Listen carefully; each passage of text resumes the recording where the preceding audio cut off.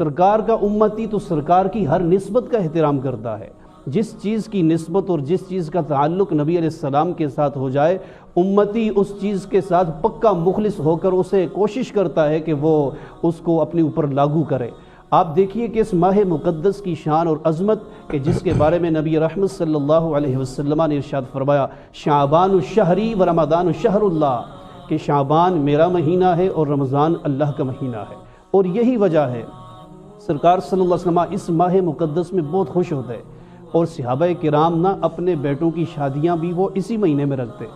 وہ پوچھتے دوسرے بھائی آپ اور مہینے بھی ہیں اس میں شادیاں کیوں نہیں کرتے؟ تو وہ صحابہ کہتے کہ سرکار رمضان کی آمد کی وجہ سے اس مہینے میں بڑے خوش ہوتے ہیں، تو حضور کی خوشی میں ہم اپنے بیٹوں کی خوشی بھی شامل کر دیتے ہیں. تو سرکار کی ہر نسبت جس کا تعلق حضور کے ساتھ ہو جائے، چاہے وہ مہینہ ہو، چاہے وہ دن ہو، وہ گھڑیاں ہو، وہ لمحہ ہو، وہ جگہ ہو، وہ کتاب ہو، وہ چادر ہو مزمل کی چادر، یا وہ روٹی ہو جو آپ نے لگا دی تھی تندور میں، اگر اس کا بھی ساتھ ہو جائے اس کا بھی تو ساتھ اس میں بھی ٹھنڈک ہی ٹھنڈک آ جاتی ہے. کائنات کو کہتے ہیں ان کی نسبت ملی اور کیا چاہیے، بن گئے امتی اور کیا چاہیے. ان پہ ایمان لانے کے باعث ہوئی قبر میں روشنی اور کیا چاہیے، اور